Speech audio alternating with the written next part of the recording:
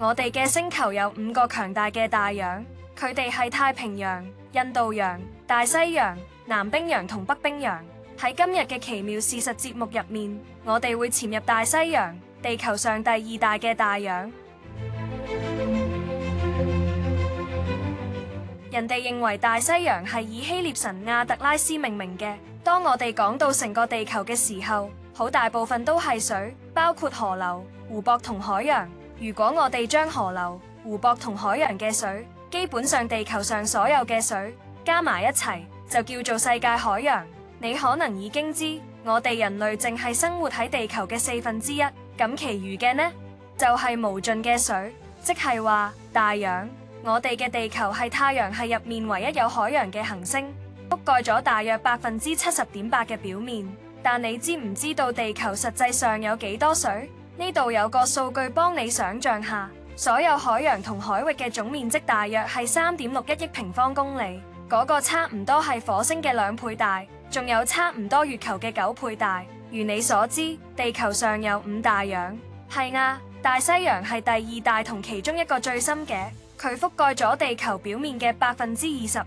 呢個海洋喺侏羅紀時期形成，佢嘅形狀有啲似數字8。以前佢有個好恐怖嘅名聲，人哋以為嗰度充滿咗意外同危險，這就是為什麼它經常被稱為黑暗之海。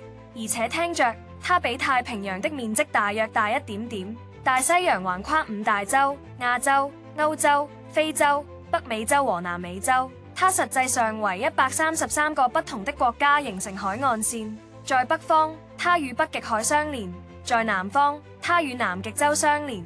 大西洋的長度為111866公里，大約69510英里。說到深度，它的平均深度為3646米，而最深的地方，驚人的8376米深於海平面。這個海洋包含19個水下溝槽，最深的一個是位於北大西洋的波多黎各海溝，佢深920米，長800公里，係世界第2深嘅海溝。僅次於太平洋嘅馬里亞納海溝。大西洋擁有比地球上任何其他海洋更多嘅海洋物種，由海豚、海龜到海豹、座頭鯨、海星、魚、企鵝同大量鯊魚，呢度充滿咗生命。喺呢個海洋入面有一條叫做大西洋中脊嘅水底山脈，佢嘅闊度差唔多係安第斯山脈嘅2倍，由冰島向南延伸大約1000英里。大西洋仲有好多島嶼。有啲島嶼好出名，你一定聽過巴哈馬、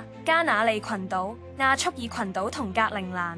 格陵蘭唔單止係大西洋最大嘅島，仲係全世界最大嘅島。地球上第2大嘅島係新幾內亞。喺太平洋入面，大西洋有2個重要嘅海峽，一個係摩洛哥同西班牙之間嘅直布羅陀海峽，另一個係土耳其嘅博斯普魯斯海峽。呢度有世界上一啲最大嘅海港，例如荷蘭嘅鹿特丹、德國嘅漢堡、美國嘅紐約、阿根廷嘅布宜諾斯艾利斯同巴拿馬嘅科隆。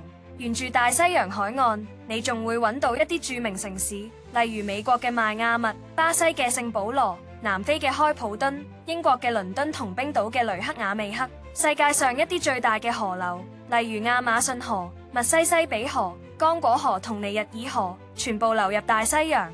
冇任何海洋比大西洋更加波濤洶湧，佢以最強勁嘅海浪出名，有啲海浪高過50尺，幾癲下，係咪？喺呢個海洋入面仲有啲地方可以揾到巨大嘅冰山。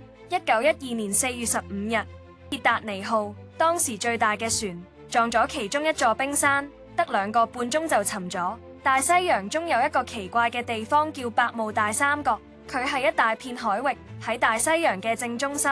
這個三角形連接佛羅里達、百慕大和波多黎各，然後再回到佛羅里達。它覆蓋了大約80萬平方公里的面積。有些人稱它為百慕大三角，有些人則害怕地稱它為魔鬼三角。為什麼？因為它因神秘事件而在全世界臭名昭著。船隻和飛機進入這個區域後失去聯繫，並無影無蹤地消失了。多年來，無數大型船隻和飛機在這裏消失。直到今天，只有少數這些殘骸被發現深埋在海底。你對我們的大西洋視頻有何想法？在評論中分享你的想法，我們很想聽聽你的意見。別忘了訂閱我們的頻道，這樣可以獲得更多類似的精彩內容。感謝觀看。